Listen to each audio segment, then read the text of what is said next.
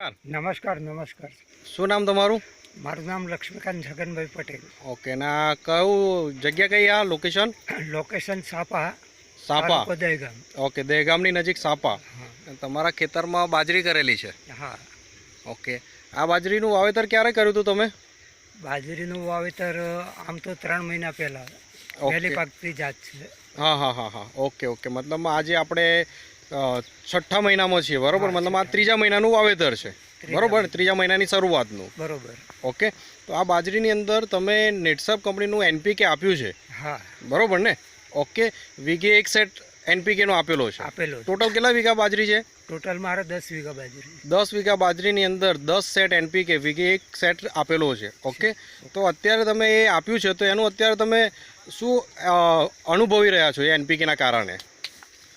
અનુભવમાં તો અત્યારે તમે પોતે લાઈવ ફોટો જોઈ શકશો. ઓકે, કે અત્યારે આપણે જોઈ શકીએ છીએ કે બાજરી પાકવાનો સમય આવી ગયો છે. આ પાકી પાકી ગઈ ગઈ છે. બરોબર ને? બાજરી પાકી ગઈ છે. બધા જ ડુંડા તમે જોઈ શકો છો ખેડૂત મિત્રો કે બાજરી પાકી ગઈ છે, બરોબર? અને ડુંડાની સાઇઝ પણ આપણે જોઈ શકીએ છીએ. જરા માપો છો. આ ડુંડું તમે જુઓ તો એમને આ આપણે જોઈ રહ્યા છીએ, આ ડુંડાની સાઇઝ છે.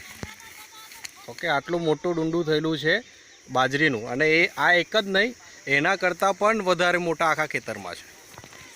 બધી જ બાજુ આપણે જોઈ શકીએ છીએ. ઓકે, તો આ એનપીકે બીજા ખેડૂતોએ વાપરવું જોઈએ કે નહીં વાપરવું જોઈએ? વાપરવાની સલાહ આપું છું. વાપરવાની સલાહ આપો છો. અને ખર્ચો કેટલો આવ્યો એનપીકેનો? ઓકે, બહુ ઓછો. મતલબ વીઘે કેટલો આવ્યો?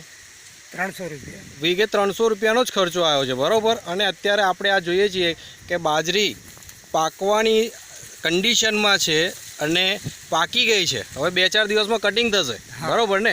અને એકદમ લીલાછમ છોડ છે. ઓકે, અને છોડ જો છેલ્લે સુધી લીલો રહે તો એનો ફાયદો એ છે કે દાણો ભરાઈ જાય છે, બરોબર ને? પોચો નથી રહેતો, દાણો એકદમ વજનદાર થઈ જાય છે. તો તમારો મોબાઈલ નંબર એકવાર બતાવજો. મારો mobile number 97 12 46 75 49. Okay, thank you.